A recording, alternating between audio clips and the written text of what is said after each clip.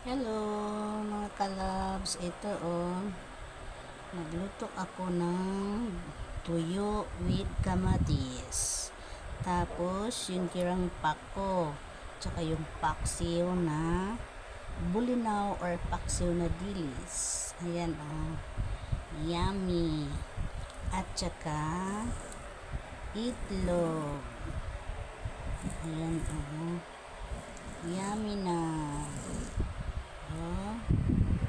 Yan, sari-saring ulam. Kayo na ang bahala kung anong gagawin dyan. Ilalagay natin sa ating mga tiyan para mabusog. It's delicious mga kalabs. Ulam na simple pero masarap. Ayan yummy yummy.